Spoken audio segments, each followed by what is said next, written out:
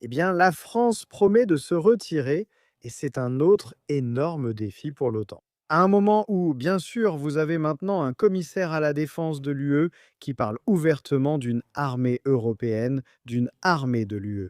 Bien sûr, Trump a déclaré qu'il envisageait de se retirer de l'OTAN. Vous avez vu les troupes américaines se retirer d'Allemagne, ce que le parti le plus populaire en Allemagne en ce moment, l'AfD, avait réclamé.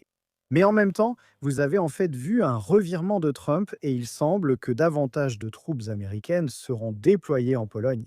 Et en même temps, alors que tout cela se passe, il ne vous reste plus très longtemps maintenant. Une élection présidentielle française et Jordan Bardella du Rassemblement national qui dit que son premier voyage en tant que président serait à Bruxelles.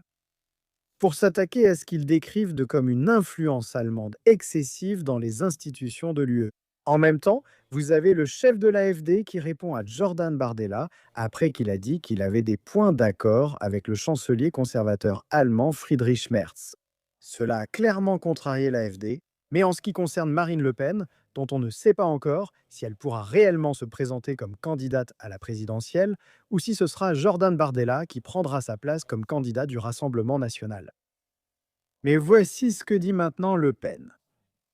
Que la France se retirerait du commandement intégré de l'OTAN, qu'elle resterait dans l'OTAN, mais la promesse, c'est de quitter le commandement intégré.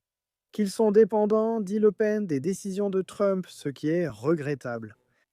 Et donc la France, maintenant, sous Le Pen, voudrait que l'OTAN se concentre sur la lutte contre le fondamentalisme islamiste, en plus de la promesse de retirer la France du commandement intégré de l'OTAN. Donc rester membre de l'OTAN, mais retirer la France du système de commandement militaire unifié.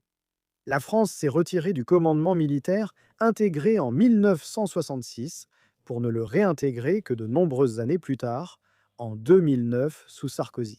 Mais oui, encore une énorme promesse là. N'hésitez pas à me dire ce que vous en pensez dans les commentaires ci-dessous. Merci de mettre un petit pouce bleu à cette vidéo et comme toujours, merci d'avoir regardé.